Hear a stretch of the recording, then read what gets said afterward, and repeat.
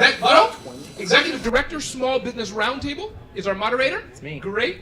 And Eric Corl, President and Founder, Idea Buyer. Eric, thanks for being here. Youngro Lee, thanks for being here, who's co-founder and CEO of NextSeed and President, the Association of Online Investment Platforms. Karen Maples, Founder and Chief Catalyst at FutureForward, thanks for being here.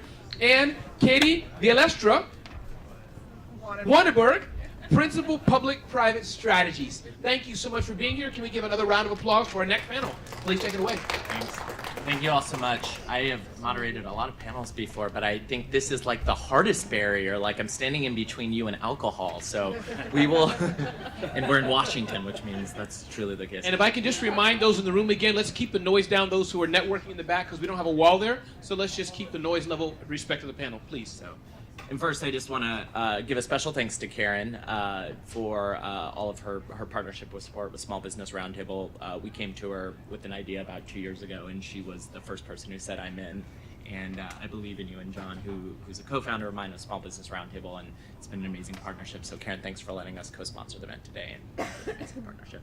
So with that, wanted to hop into a discussion today about smart policy, startups, small businesses, and ecosystem. We have an amazing panel. We're not going to do bios as you haven't been throughout the day, so I'll let each of the independent panelists introduce themselves. But as you all are introducing ourselves, and maybe what we'll do is we'll start at the end and sort of make our way this way. Give us a little bit, in addition to the introduction of yourself and kind of your role, give us a little bit of your overview of the landscape about how you're seeing the startup space, what you're seeing sort of in the innovation space. I know Katie's going to talk to us a little bit about opportunity zones, but also give us your sense of sort of what the policy landscape as it relates to this. So let's kick off all the way on the end. Hi, thanks for having me, and thank you guys for hosting this event. I came from Texas and I was not happy when I landed. And I landed in BWI too. Nobody told me that was a bad move, but so I'm excited to be here. I'm representing, I guess, two hats today. One is I'm a co-founder and CEO of NextSeed. We were actually the first SEC registered funding portal under the Jobs Act to have the license to be able to offer non-accredited investors the ability to invest in private companies.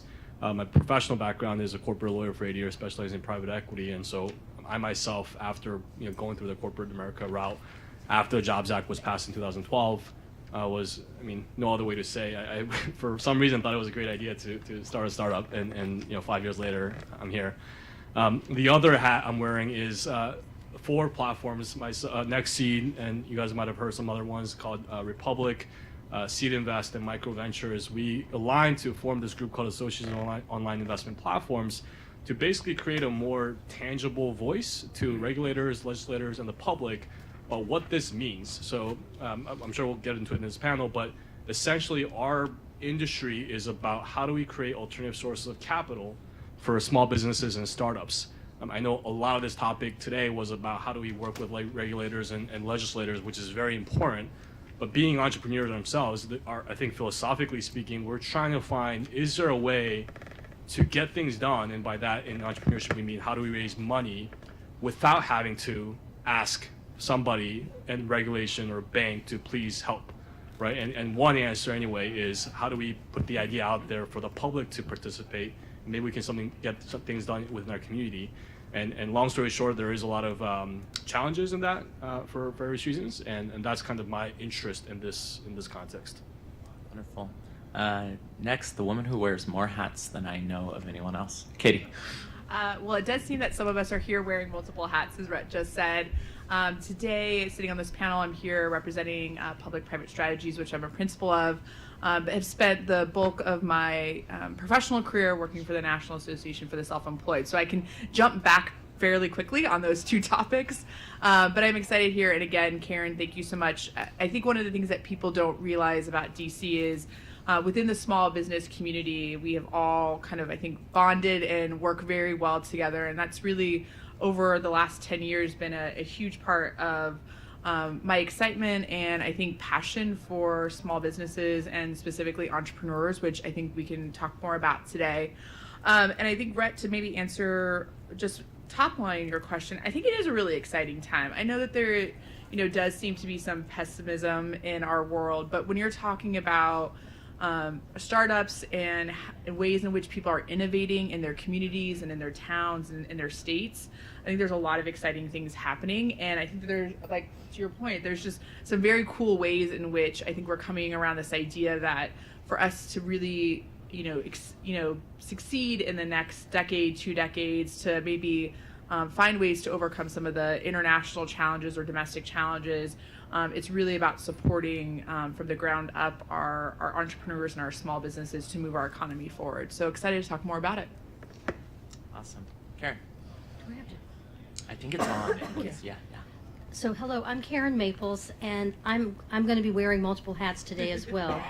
My organization, FutureForward, is focused on making sure we have an innovation ecosystem that capitalizes on the strengths of women. And so a lot of the work that we're doing in the policy realm is focused on what we can do with women who currently own high-growth firms. Also women scientists, getting more women scientists to commercialize their research, and also focused on making sure that women in STEM stay in the scientific and entrepreneurship pipeline. Having said that, in terms of preparing for today, I think there's also there are a lot of challenges for small businesses and mid-sized businesses overall when it comes to innovation. So the other hat that I'd like to wear is the hat of the small business that's in more of a traditional area, whether it's small or mid-size, and the kinds of things that we need to be thinking about in terms of how companies evolve and grow over time. So, for example, we're doing some workshops around future-proofing your business. We're doing deep dives in emerging technologies to get small firms who are not at all familiar with artificial intelligence, IoT, blockchain, and what the potential impacts are for them in their industry. We're immersing them in these environments and understanding some of the challenges that come about as a result. And I'll talk about this as we go along, depending on where the conversation goes. But in terms of advocacy and policy, one of the things that we are really strongly supportive of are ways for small companies, small and mid-sized companies, to get greater access to federal labs because of the tremendous amount of resources there in terms of scientists, engineers, access to capital equipment that a small business can't necessarily afford. And if you are in a typical industry, it's pretty much overwhelming to think about how you could personally get involved and get access to a federal lab. And I'll talk about this later, but there was a piece of legislation with bipartisan support last year to promote vouchers for small businesses to get access to federal labs. It did not pass. So if there was any one piece of legislation I would love to see come up again this year in Congress, it would be for federal lab access. Nice to hear there's still some bipartisanship happening these days. It was bipartisan. That's good news. Hi, my name is Eric Corl. I am the president and founder of Idea Buyer. We have been in business for about 12 years. We have been named to the Inc. 5000 the last 3 years consecutively as one of the fastest growing privately held companies in the United States. We have helped bring over 1,500 products to market over the past 12 years. We have over 3,000 entrepreneurs that contact us per month, so we get a good spread of entrepreneurs at different stages, whether that be at the idea stage the whole way to they are already in the market selling their product and need help growing. And thank you, Karen, for having me here today. I think that with our perspective on entrepreneurs and the state of startups, we can offer some interesting perspective for what entrepreneurs are looking for and those gaps in knowledge where some policy can help drive some growth. From a perspective of what we see on a regular basis, the key issues that I'd like to talk about are access to capital, which has been a common theme here, healthcare costs, and also legal protection for small businesses. Why don't we stick with the theme of access to capital? I wanted to pick up on a thread that I heard Katie talk a little bit about, which I do think there are a lot of sort of exciting things going on, and sometimes I think the conversation gets sucked up that maybe the government's broken, but there's been a lot of exciting things going on, obviously with crowdfunding. There's been regardless of how you feel about it, there's been a lot of, I think, momentum behind the tax law, which I know has probably been talked quite a bit about, and tucked in the tax law was sort of this idea of the opportunity zone. So, Youngro, I wanted to turn to you, maybe just talk a little bit about sort of the state of where things are with crowdfunding, how that relates to sort of access to capital. What do you see are sort of policy needs on the horizon? And then, Katie, maybe have you talk a little bit about sort of the state of things as it relates to the tax law and opportunity zone. So, Youngro. And I mean, Karen is really the expert, and she and various other folks really made this law possible back in 2012. So to kind of do like a 5-second summary of what happened the last 5 years is, after the law passed, it took another 4 years for it to actually get finalized by the SEC.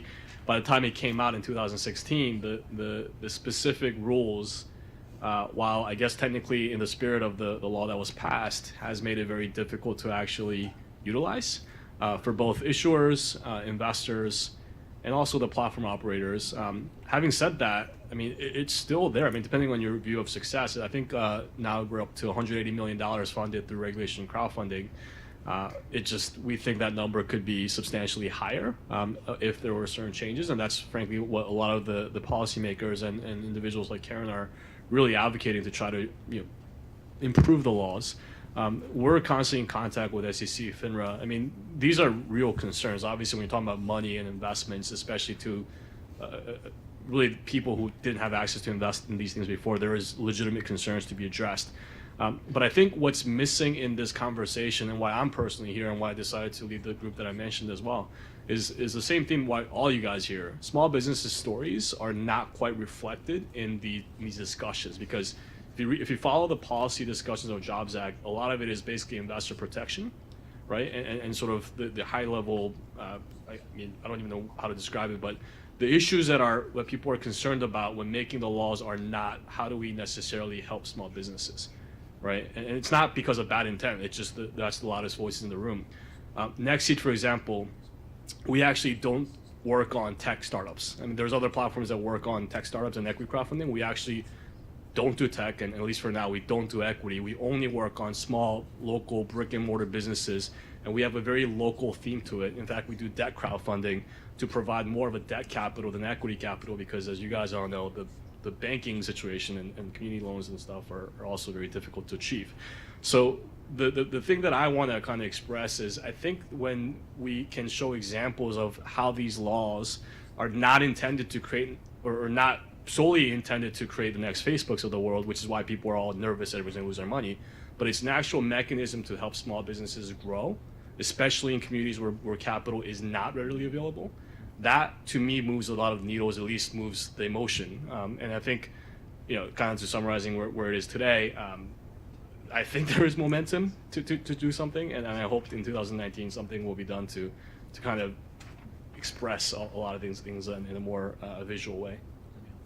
And maybe before we turn to the tax law and opportunity zones, Eric, I don't know, do you sort of have broad thoughts around that, and kind of what you're seeing as you think about access to capital?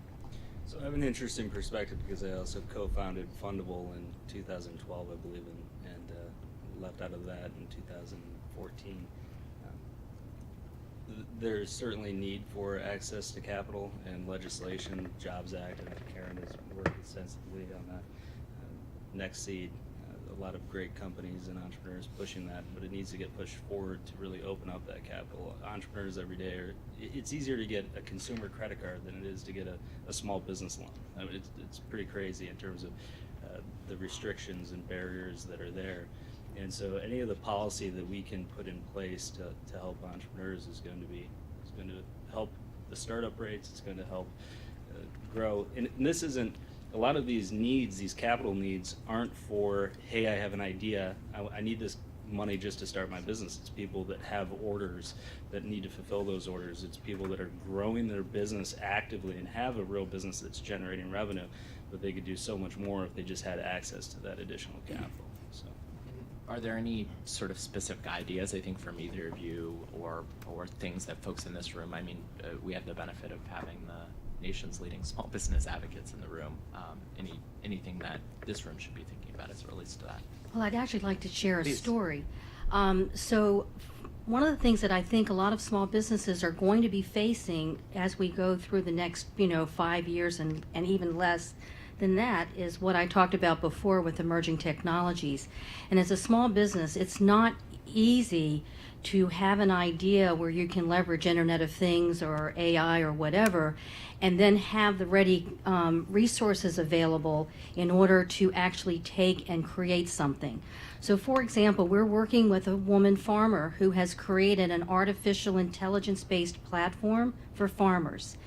And what she's doing is phenomenal. She's already made a $200,000 plus investment from her own company funds, but what she's doing is not large enough for a VC, and also it's not something that you would typically go to a bank for. And so one of the things that we are, FutureForward, we're on a quest for partnerships where we can provide alternative forms of financing for companies that are specifically doing things to leverage emerging technologies, because we need to make sure that small businesses are getting engaged in what the new products and services are going to be, and to make sure that we know how to make financial resources available to them so they can bring these to fruition. So Katie, maybe coming to you a little bit, is sort of interested in your perspective, sort of given your Veteran Hill status. I think there were a lot of opinions when the tax law was passed about, whether it's been helpful or not been helpful to small businesses. One of the sort of big pieces that I think a lot of folks in this room know have come out of that is this new idea of opportunity zones, which is maybe the most bipartisan part of the legislation, and seems to be sucking up a lot of oxygen in the conversation. Can you give us some thoughts from sort of the tax landscape and anything you want to share on those zones? And I do think that, if I could just bounce off of something you just said, I think that the challenge has always been for the small business community that everyone is actually obsessed with being wanting to find the next Facebook. And I think that the reality is there are millions, if not hundreds of millions of people who actually just want to be able to pay their mortgage, support a few employees, and live a good life, and I think contribute to their communities in a meaningful way. And so one of the interesting things about the tax law, and I would refer you all to Keith Hall to talk about the minutia of it, but one of the key components of it was this language about opportunity zones, which allows for investors to make capital gains investments into funds, and these funds would then coordinate with state, federal, or state and local organizations to make key investments. So you had to go and you had to identify opportunity zones through some guidelines provided by Treasury. Those opportunity zones have been identified, and now that we're in this phase of, okay, so we have these zones, what do we do with them and what can we do? And there are some amazing, very innovative, collaborative ideas out there, and I would maybe bring up Louisville as one of them, where and the reason why I think that this is cool is it isn't just about some wealthy tech mogul wants to figure out how to find some tax incentive to investing. This is really about going into communities where there has maybe been an economic decline. There's big swaths of land that are available that could be developed and serve as a hub for those communities to reinvigorate themselves. And so Louisville is a great example because it isn't just the fund coming in and saying we're going to build this. It is actually a collaborative process with 22 partners of economic development centers, the local chamber, dozens of small business owners who've come together with the city officials to determine how they can use this money to impact the greater good. So it's about housing, it's about education, it's about good jobs, and I think something like this could be just really impactful, and I think remind people that there are millions of Americans who do not live on our coast or live in San Francisco or Washington, D.C. that are living in communities where a little bit of money could actually go a really long way to jumpstarting their local economy and therefore allowing for small businesses to thrive. So really excited about it and happy to talk more as it comes up in our conversation. Awesome. One of the things I know we talked about discussing was policies that encourage startups, specifically that help women and minority entrepreneurs. And I think, Karen, you've touched on this a little bit, but would love to sort of hear any broader thoughts that you might have on that. Well, I think the biggest challenge when it comes to women and minorities is that for things that are relevant in the innovation ecosystem, we really don't have good data. So, for example, women are much less likely to get patents. There have been a couple of research projects done within the last 2 or 3 years that are giving us more data there. But we also know that women don't get access to SBIR and STTR funding at the same rate as men. And there was a legislative initiative put forth, this has been maybe 4 years ago now, to try to do gender tracking of SBIR and STTR grants. And the work that was done to understand what was happening in federal agencies resulted in an understanding that federal agencies don't track by gender because they see that there are potential legal ramifications of that. And so it's been a huge issue to try to find out just exactly what the landscape is. So one of the things that I also do is I'm very actively engaged with Autumn, the Association of University Tech Transfer Managers, where you've got tech transfer offices working with the scientific community at their universities to get to commercialize research. And there was no tracking of patent applications within the university environment. So we have a Women Inventors Committee, and we just started an initiative to understand how many universities were tracking by gender. It took a grassroots effort, but we're seeing traction there. And just an anecdotal story, there's a very large, well-known university in the Midwest who, as a result of the work we were doing, actually went out to identify how many women founders they had in their university and found out that they have 0.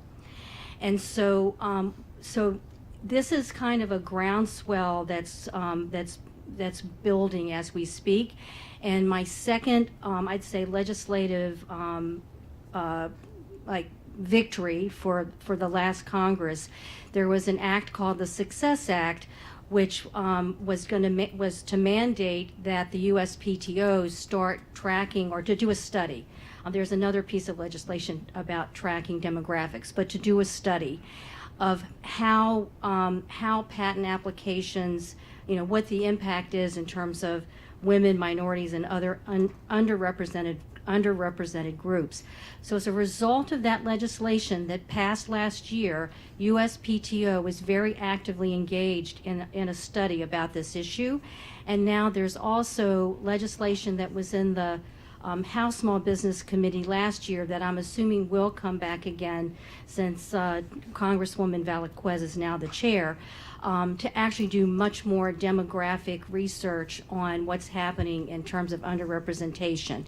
If we can start this kind of initiative with patents, then I think it will allow us to start expanding that into other areas, so we have the data that we need to demonstrate that we really are not capitalizing on the strengths that women and other groups can be bringing in terms of new ideas and new innovations that we really need in the marketplace.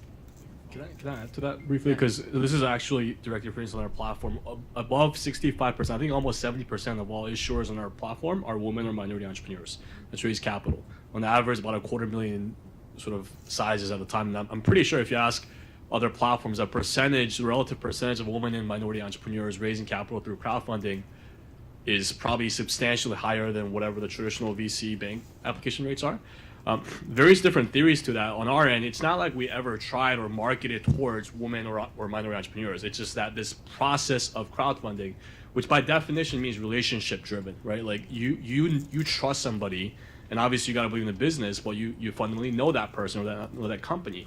So we sense it. The women and female and minority entrepreneurs, they in some ways feel comfortable with this form of capital raising, relying on their reputation, especially their family reputation in a given community, much more so than let me go walk in the big bank tower and fill out 100 pages of documents. And when I say that, to improve that process and the access to capital to everybody, and especially women and minority entrepreneurs, it really is specific law. So I think you were asking for a specific example. So as an example, in the crowdfunding rules, if you're raising over $107,000, you have to get a reviewed financial. If you raise capital for the second time, like because you can use up to $1 million, you can raise up to $1 million for a 12-month period. But if you do one campaign, for example, because I raised $100,000 to build out a patio, I want to raise another $50,000 or $100,000. You got to get audited financials. Like, does that make sense for small business entrepreneurs? Raising $100,000 to get audited financials, which by itself is going to cost at least $5,000, if not $10,000 plus. So what's happening in the recreation crowdfunding space is that basically you can't use it to raise small sums of capital unless platforms like ourselves and a lot of platforms are basically willing to take a loss on that, which a lot of people are because we're trying to build the industry. But there's a lot of issues like that are specific rules that and there's a lot of momentum on this now that I think not only helps the small business entrepreneurs, but if you want to sort of focus on women and minority entrepreneurs as a type of entrepreneurship base, I do believe that investment crowdfunding is actually a channel that's very welcoming to this group. So just want to kind of add to that comment. And just so I control, just remember that HR 5050 was only passed 30 years ago. So I think that one of the things is women weren't able to until 30 years ago to get a business loan. And so I think if you think about the life cycle of things, like 30 years is not a long time ago. So. And if I can just chime in again as well. So one of the things that my organization is looking at are what are the characteristics of the existing innovation ecosystem, and how do they play to the strengths of women? And we're specifically focused on women, and women do not get VC funding, and there are a whole lot of issues around that. And so if there is an alternative route for fundraising that plays more in terms of the characteristics that women are comfortable with, it actually makes a lot of sense to me that they're tapping into this resource. And we have a lot of other anecdotal stories about the kinds of things that you see in terms of differences in approach that work for women that we really need to be supporting. Mm-hmm. It's really interesting, and I think we've seen with other sort of platform services more broadly, even beyond access to capital, that platforms tend to be a safer space for women. I know that Katie and I have done a lot of work with Etsy, and that is very much the case and in line with who they are. I want to turn the corner a little bit to maybe talk about tax and regulatory issues, but before I do that, I wanted to give you a chance if you had any thoughts around policies or big ideas around getting more communities of color and women engaged in the policy and startup space. So I think that there are a lot of great points here in regards to opening up some of the access to minorities and women-owned businesses. We love working with veterans, women-owned businesses, anyone throughout the spectrum. We find that women can be just fantastic leaders, and they're probably our star performers in our portfolio in terms of what we've seen. And the access to capital across the board is important. Starting a business is tough, just in general, right? I did the 10-year challenge. My wife goes, "Oh my gosh, are you sure that was only 10 years?"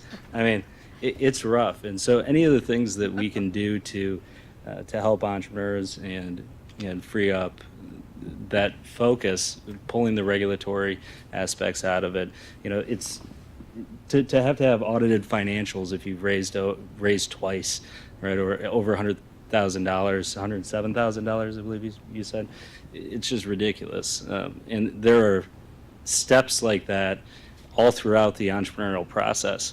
At the beginning of my entrepreneurial career, I used to think that starting a business was the hard part. But really, it's when you become successful that the real challenges set in.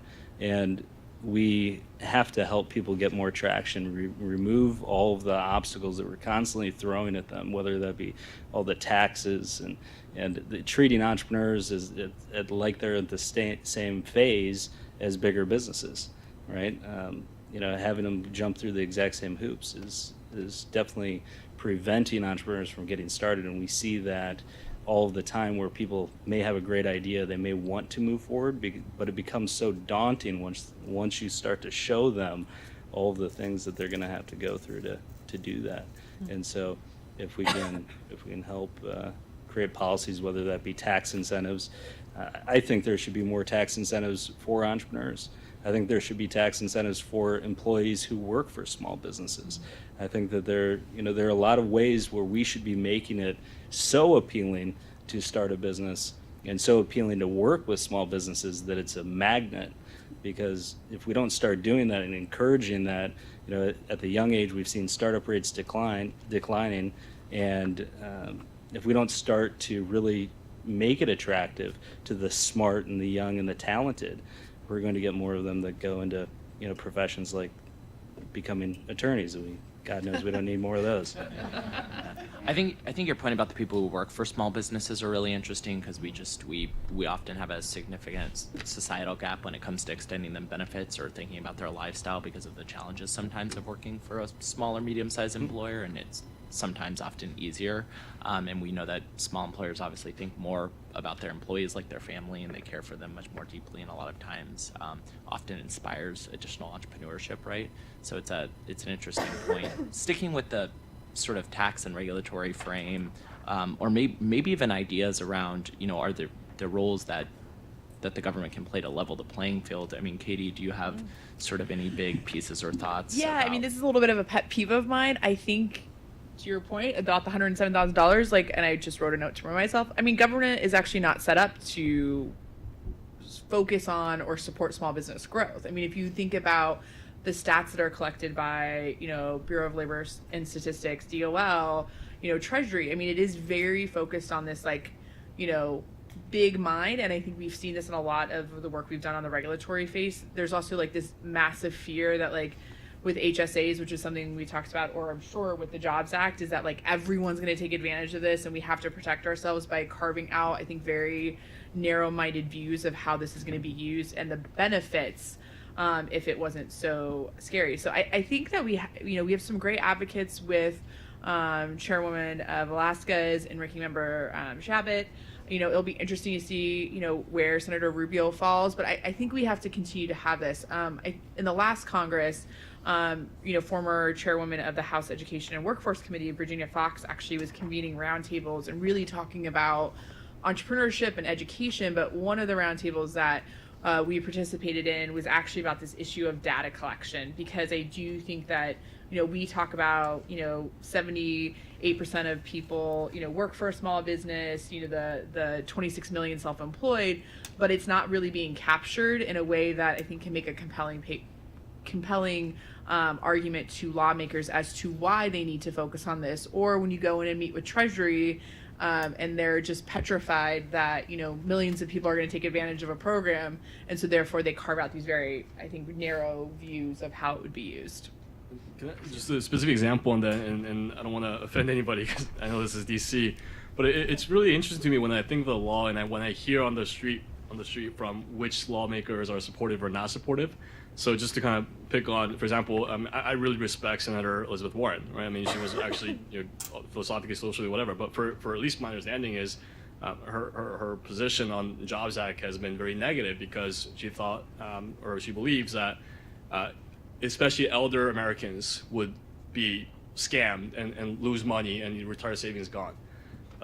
So to me, that's misinformation and maybe a lack of data, because as an example, on our platform, 75% of our user base and investor base is between 25 and early 40s. So it's literally Gen X and early Gen X and sort of millennials, late millennial-ish, investing on an average of $1,500 per investment, right? Minimum investment is $100. By definition, you have to use online. You can't do paperwork. So if you can look at a website and click a button and set up an account and invest in 5 minutes. With all respect, a retiree in their 70s is just simply not going to be able to utilize this platform, let alone think about doing this. Not only that, about 70% on average of deals on our platform is funded by people from that community, right? Somebody in New York is just not going to be interested in a restaurant in Houston, which is where we're based. So to me, a lot of these conversations, and kind of my earliest point, the lawmakers clearly want to do the right thing. They don't have, they're still operating on their, in my opinion, I don't want to say false assumptions, but incomplete information when they're making these very, very impactful laws that actually have a lot of trickle-down effects. So, again, for me, even to get involved with the organization I mentioned, that's after 4 years of just doing what I've been doing. And the reason why I did it was because I didn't want to waste time necessarily calling congressmen and figuring out I can't build my business hoping the laws will change. But now that we've been in this for 4 or 5 years, something has to change. And I think the biggest thing we can do is to reflect what is small businesses and really show the stories. Because if people really knew what was happening, I can't imagine any lawmakers being against allowing these opportunities to be available to both investors and entrepreneurs. Well, and I think I love what Ray said, and he was talking about, the power with the American public of small business, but it's also true with lawmakers. But I think the challenge is inherent for a lot of folks who do advocacy and just telling that story, because sometimes it just is the education gap and how important it is to take small business owners into legislators. So I see you both want to get in. Sorry, Let's Karen, go. go. Yeah. Go, Karen. and then we'll go. So we actually have one instance of a law that's already on the books, because we have R&D tax credits that people can take advantage of. And once again, I don't have data, but anecdotally we know that small businesses are not really taking advantage of R&D tax credits to the extent that they could. And in terms of innovation policy, we also are strong advocates of increasing R&D tax credits, because right now the U.S. is underinvesting in R&D in comparison with other countries. So tax policy relating to research and development, I think, is a really big issue from an innovation perspective. And I think maybe circling back and dancing around the tax bill, I think we also need to stop bashing small businesses, or the fact that a business that makes $40,000 a year is not something we should be celebrating. And I think that's been the frustration as I've operated in this space for a really long time, is that, again, you want to go in and talk about, or a member wants to talk to you, but they're obsessed with this, oh, what's the next Under Armour or the next Chobani, but you're like, well, those are a dime a dozen. I have millions of businesses that are doing just fine, and again, going back to my original point, are paying their mortgage, they're employing people, they're their tax base. And I think we as advocates in this space have to do a better job of calling out people who undermine the story we have to tell, because it's a really powerful one. And I would say that in a community of someone who's making $50,000 a year, that's really good income. And that is something, and I think that we as a country, we've lifted up the people that are making so much money, and we've kind of pushed aside those who we deem aren't, valuable in a sense. So maybe something to think about that way too. So we got about 10 more minutes before opening up to questions. I'm gonna ask our panel to each of you leave us with a big thought. So I'm gonna warn you now so that you can think about your big thought before we turn to questions. But before that, I want to do 2 things. One is I wanted to hear about kind of proactively what's going on with education initiatives, what your organizations might doing, things you might.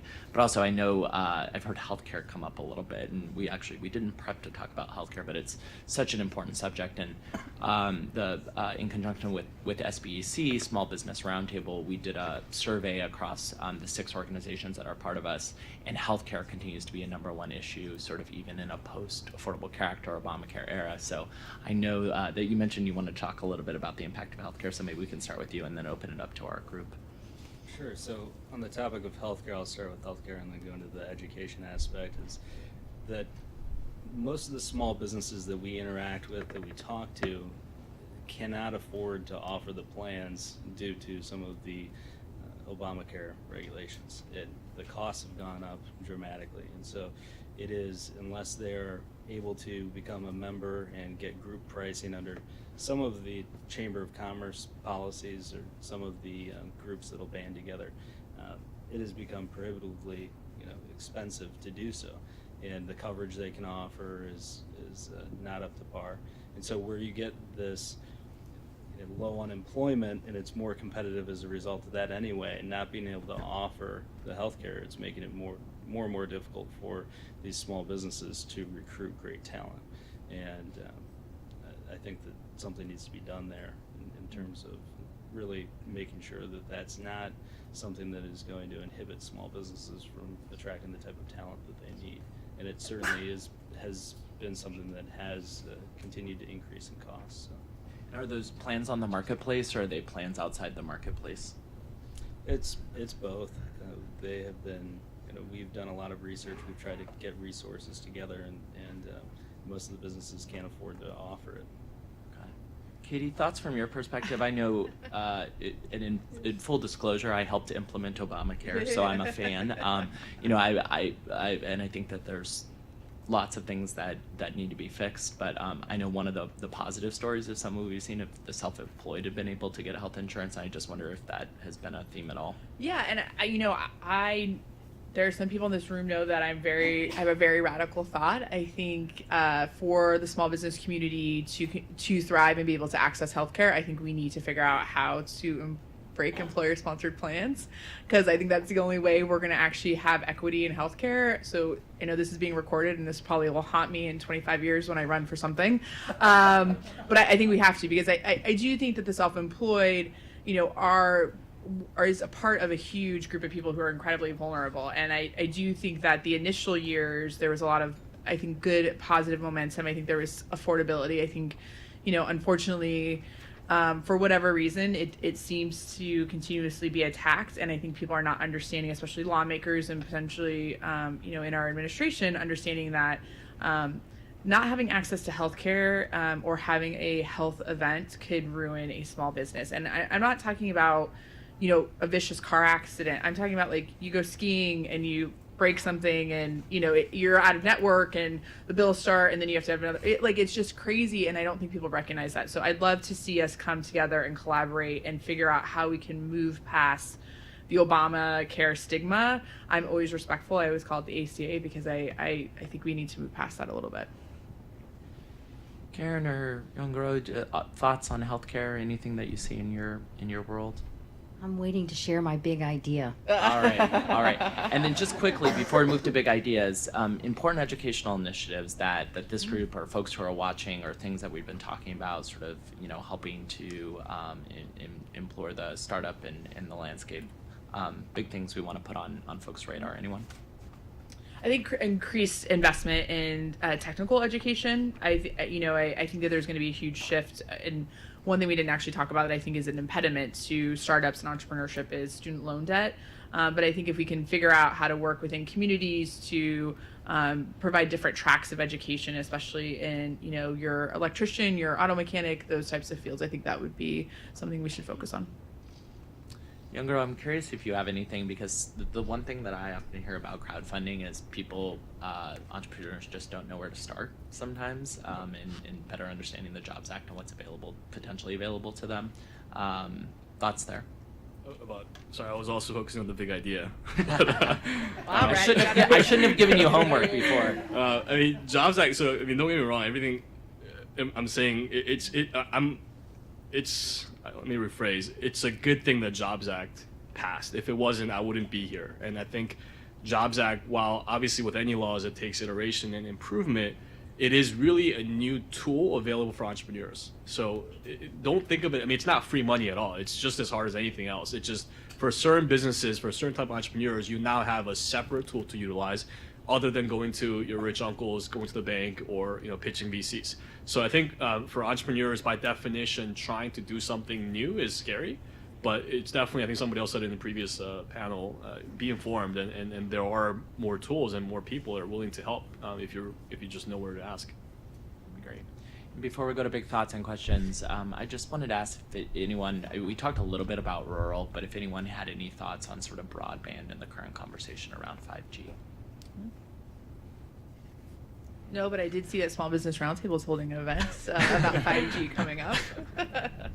Awesome.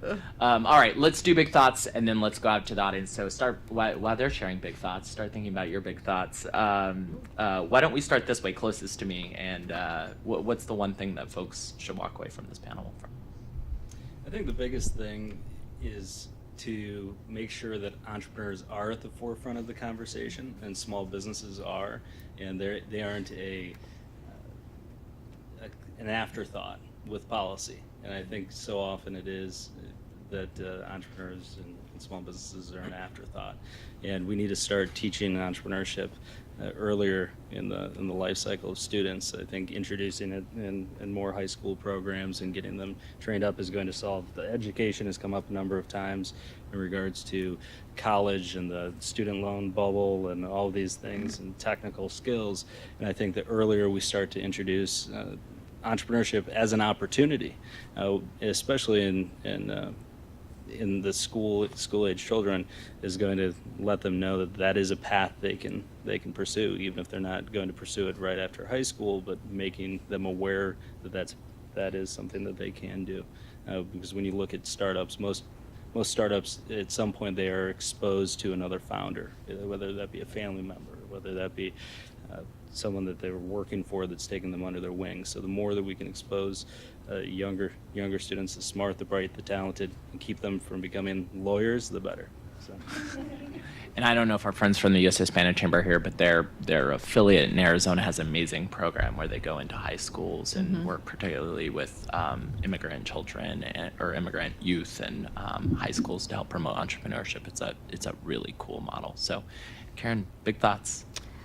So I would like for us to start having a conversation about innovation capacity and what it means. So once you're in business for 5 years, every entrepreneur starts a company with an idea, and they've probably thought about their target market and what it's going to take for them to be successful. But after you've been in business for a certain amount of time, you have to evolve. You can't just stay static. And it is proven that innovation capacity can be learned and implemented within a company, but we really don't focus on it. And so I want us to be thinking about what would the impact be for the United States if we were to increase the innovation capacity of existing small and mid-sized companies. Katie? I think it's the power of the community that, if you want to define that by where you live, the field that you operate in the state, it goes back a little bit to the opportunity zones. I see this immense opportunity to harness all of the good that's happening in these communities that have been designated as opportunity zones and really coming together. And I said, please look at the Louisville prospectus because it's great, but bringing everyone together who are super invested in moving their community forward and recognizing that their future is tied to that collaboration and innovation in their communities. And then I think in that sense is celebrate those small business owners, celebrate your community. And I think maybe spend more time focused on your community. I think we're all here in Washington, pulling our hair out. There are a lot of things that, a lot of opinions happening here, but I think if we all maybe took 10% of our energies and really tried to focus that on the places where we live and where our children go to school, I think we'd be a much better country. I think my big thought is that anything is possible, and for those of you guys, hopefully there's folks here with connections to or access to congressmen to actually create laws to encourage that. And it's a personal issue for me. I myself am an immigrant. I was born in Korea. I became a U.S. citizen just a few years ago, and I happened to find the right employer willing to sponsor me to to go this path. Without it, I would not be here. So my teammates joke and laugh at me. It took an immigrant to start the first SEC registered funding portal to actually create more capital for other entrepreneurs to start businesses. And that's mind-blowing to me. To your point, I was a lawyer because I couldn't start my own business. As soon as I was able to, because I had the right, that's all I wanted to do. I wanted to start my business. And so it's everything's related, obviously. In today's, with everything going on, it's sometimes easy for us, especially folks not in DC, to get jaded about what's happening. But fundamentally, I really believe that it is not about a political ideology thing. If we can create an opportunity and a setting to encourage entrepreneurship and to see and to really prove anything is possible, anything really is possible in this great country that I'm very proud to be part of. So that's my theme that I would like to share. There it is, the 2020 presidential platform. Can we give a round of applause to our panelists? We have some time for questions, who has a question? Great, we have some questions there. We'll take 4. The weight's on this side. Anybody over here? Simone, you're kind of all left. We got one lone question there. So we're going to do 1, 2, 3, 4, and then we'll make them short, fast, to the point, and we'll move on. Thank you. My name is Everett Bellamy, and I feel compelled to stand and speak on behalf of the lawyers in this country who help small business owners and entrepreneurs with those contracts and negotiations and all that. And having spent 30 years as a dean across the street at Georgetown University Law Center, and teaching a course on small business law and entrepreneurship for 28 years, I have to stand up and defend my profession. And in fact, Karen was a guest speaker in my seminar. Mr. Cunningham, you still here? He was as well. But there's another point I want to make. It has to do with two comments about student loan debt. In 2008, during the height of the Great Recession, my students and I decided that what we wanted to do was talk about what issues facing small business owners and entrepreneurs. So we came with the idea to put together a list to send to President Obama with suggestions about getting out of this crisis. And the students were really creative in some of the ideas. I told my students, if you come up with ideas, I'll send a letter to President Obama. I did. And in fact, we got a response back. But one student suggested, similar to doctors who do provide medical services in rural communities, for entrepreneurs who are leaving college or law school with student loan debt, do a loan forgiveness program to encourage them to go out and start a business and create jobs and wealth and that sort of thing. And I thought it was a terrific idea. I have not heard anything about that. So Rhett might know this stat because it's somewhere in my head. I just can't pull it out right now.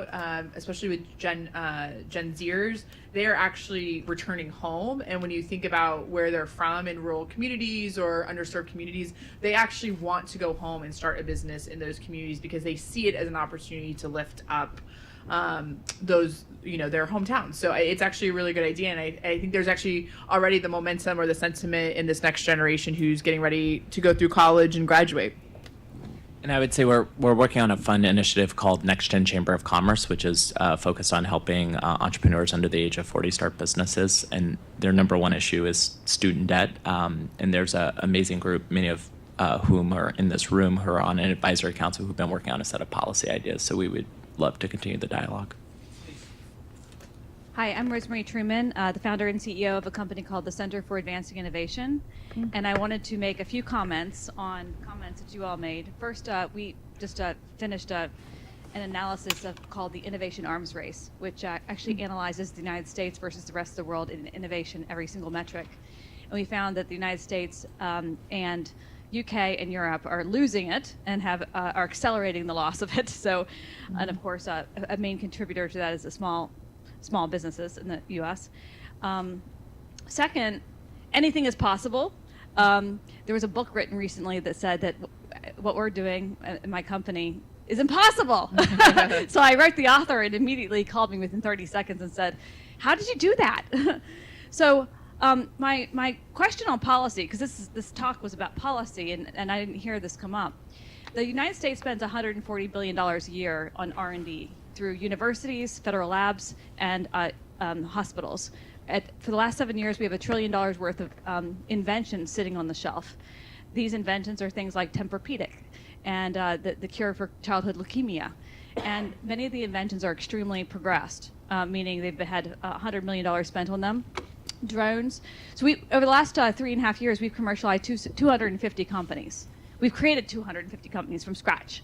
We use a challenge accelerator model. But the main issue is that these inventions are housed within universities, federal labs, and hospitals, and they can strike their own deal. If this person earns $10 an hour and this person earns $1,000 an hour, and I have a package of Oreos that I'm selling, I charge her 25 cents and I charge her $1,000 because I can make my own deal, which I don't think is fair. So, we are working with 170,000 patented inventions, again, sitting on the shelf that could become companies that could solve major issues for organizations, yet we don't have any policies to ensure transparency of these inventions.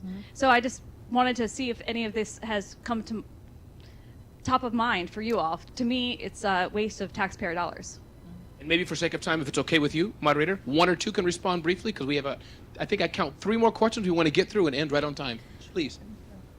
I would completely agree with all of what you just said in regards to the IP commercialization through universities, and there are a few models where it's working very well in terms of the commercialization aspect, but there are a lot of tax dollars that are wasted that could be put into the hands of it actually more innovation being commercialized. That those policies, there's so much bureaucracy inside of those organizations that it's almost impossible. And our company actually started off as an online marketplace to license and sell intellectual property, and we have worked with a lot of universities on IP commercialization. But given how difficult it was and how many obstacles there were, we moved out to work with the consumers on a broader basis because we can get things done quicker. And there's certainly a plethora of innovation that's locked inside of these universities, and they're great technologies. And it is commercialized at a fraction of the rate of traditional IP with the consumers. Yeah, 0.01%. There you go. And, so, yeah, I'd love to connect with you afterwards as well. We have some relationships. Yeah, and I just want to mention there's one or two reports that have been done by ITIF, Information Technology and Innovation Foundation, that speaks directly to this issue. And I think there are best practices models of where tech transfer is working well. I'd be happy to talk with you offline about those, rather than... No, these are solution-oriented. Let's move to this gentleman here. Hi, my name is Albert Vega, CTO and co-founder of Building Momentum. Forgot to say that earlier. Anyways, one of the common themes was access to capital. I'm just kind of curious to how much you hear about another thing that we faced is speed of capital.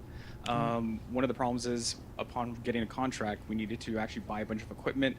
Traditional banks just can't get there fast enough. I'm not going to name the bank that we tried to, but by the time we already got money through an alternate funding source called Street Shares, great place, they hadn't even answered it. They hadn't even considered it. So a quick question for Youngro, and I think Eric for Fundable. Fundable, I'm an idea buyer, but what's the turnaround time? And then two, what's your crystal ball tell you about how disruptive that is in terms of funding for small businesses? Because small businesses are agile, need money quickly. I think I'll go first. I mean, in general, I agree with you that the existing traditional system firms, financial firms, are not designed to support small business. I don't think that's a controversial statement. So it's really fintech startups, as we call it, are now innovating. And if you think about crowdfunding, so by law, you have to be open for 21 days before you can close a campaign. And in order to launch a campaign, you have to do all kinds of work, including all your financials and whatever. So the typical average launch ramp-up period is probably about 2 months plus. And then we had a deal. It's a food truck that was extremely popular in Houston, making $1 million a year. They were like so popular. We raised $100,000 in less than like 8 hours. But yeah, we had to wait for another 21 days before we can close. So, I mean, one general comment to answer that point is I think the solution is not going to come from traditional institutions, whether it's government-oriented or big business-oriented or big firms-oriented. So what I would love is obviously for there to be a system to encourage these kind of innovations in this tech. I mean, I just use the fintech word liberally, but let us take some chances. Let us take initiatives to create solutions, and I think we're seeing that, but who knows how things will evolve. But in short, I think there are options coming up, and our other entrepreneurs are trying to solve those problems that you're facing. Well, and I think it's a huge barrier for small businesses, because even if you're going for government contracting, which is a huge buzzword for small businesses, you go for a contract and the expectation, wouldn't someone just tell me that you needed to show how you could ramp up to 90 people in 3 weeks and have access to like $10 million, but the contract was only it was like we've created a system that actually continually like just hits us all in the butt, like over and over and over again. So that's why people leave, and that's why people seek traditional employment, because it's easier and there's low stress, and it's disappointing that we continually have done that to ourselves. And I think that point too is where bigger companies that have huge overhead crush 100%. Yeah. 2 more quick questions, one back here and one up here, and then we'll wrap up for the day. Hi, I'm Cherie Short, and I want to just advocate and have a question for women-owned non-employer firms. I started my first company 15 years ago, and I've been a part of that for the last 15 years. There's been a time that I've had employees, but most of the time I've been just myself employed, as Katie has pointed out. And I just wanted to point out, of the 10 million women-owned firms, 90% are self-employed with no employees. So there's 8.8 million women-owned firms that are non-employer firms. So I just want to ask you about what are the policies that we can champion for that? Thank you. One quick answer, maybe. Karen, you had a good idea about that. Well, I think and I haven't really thought about this recently, but I think one of the things is to make it easier for firms and women-owned firms to easily work with 1099s rather than employees. There are hurdles that you have with the IRS, and I know people who've gotten in big trouble for that. So some way to address the tax system so that 1099s are a viable means of expanding when you need to expand, but not having to have employees on an ongoing basis. I think we had a question up here. You want to have a drink? I know, but it's okay. Go ahead. Fire away. Okay. So I'm Charlotte. I have an IT company, and currently I'm working on a joint venture to help Gen Z kids understand entrepreneurship. And the funny thing that keeps coming up is this division between like the startup and then the small business. Like startups are sexy as hell. Small businesses have policy and like healthcare restriction codes. 70% of Gen Z kids in the widest survey ever conducted say they want to be an entrepreneur. I don't know if that's a symptom of like economic fatigue, or I don't know why they would say this, right? Shark Tank culture. But I don't know if we're ready, like this room or anybody who's making policy or anything is ready for this digital native entrepreneur wannabe kids and how they're going to navigate these very sophisticated policy, like, labyrinth. So any ideas, strategy, things that I can take back to my team on this? One quick answer.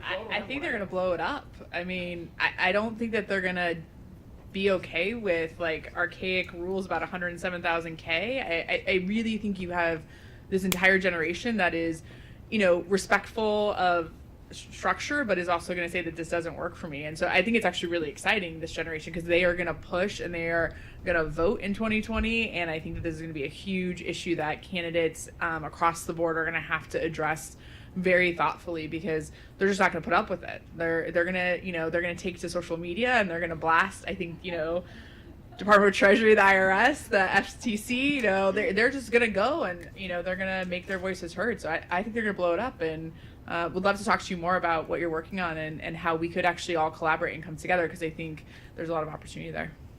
Our panelists can stay seated, but can we give them a round of applause? And thank you very much for moderating. And just to quickly, as we come to a close, to answer this question as well, I want to tell you a quick story for 3 minutes, and then we'll end the day. But there's a gentleman I know. He's 24 years old. Right now he's in Bali, and he invoices through PayPal, and it could be other platforms that are already existing. He rakes in money. He does not have a home. He gave up his contract for a lease for his apartment 2 months ago. And he's living the dream. He just, I need money. He goes on YouTube, does some e-commerce marketing funnel campaigns, and gets money. And his name is my son. So to your point, he's a Gen Z or X or Y cube, whatever you want to call these people, Z, that too, all of them.